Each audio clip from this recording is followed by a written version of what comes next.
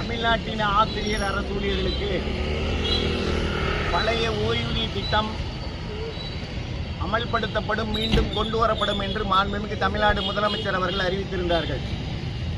அந்த அறிவிப்பை பொய்யாக்கக்கூடிய வகையில் அவர்கள் வழங்கிய உறுதிமொழி நிறைவேற்றப்படும் என்று நாங்கள் நம்பிக்கை இருக்கின்ற பொழுது ஏமாற்றும் விதமாக உறுதியளிப்பு ஓய்வூதிய திட்டத்தை அறிவித்திருக்கிறார்கள். இந்த உறுதியளிப்பு ஓய்வூதிய திட்டம் எந்த வகையிலும் தமிழ்நாட்டின் ஆசிரியர் அரசு ஊழியர்களுக்கு பயன் தரக்கூடிய திட்டம் அல்ல, பயனற்றது, பலனற்றது.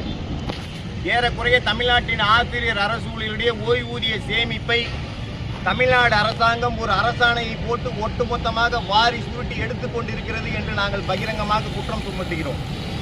மாநிலத்தினுடைய முதல்வர் அவர்கள் கடந்த காலங்களில் தமிழ்நாட்டு ஆசிரியர் அரசு ஊழியர்களுக்கு வழங்கியிருக்கக்கூடிய உறுதிமொழியின் அடிப்படையில் அந்த நம்பிக்கையை காப்பாற்றக்கூடிய வகையில் பழைய ஓய்வூதிய திட்டத்தை 2003 ஏப்ரல் முதல் நாள் முதல் அமல்படுத்த வேண்டும் என்று இந்த பட்டினி போராட்டத்தில் வலியுறுத்தி கேட்டுக்கொள்கிறோம்.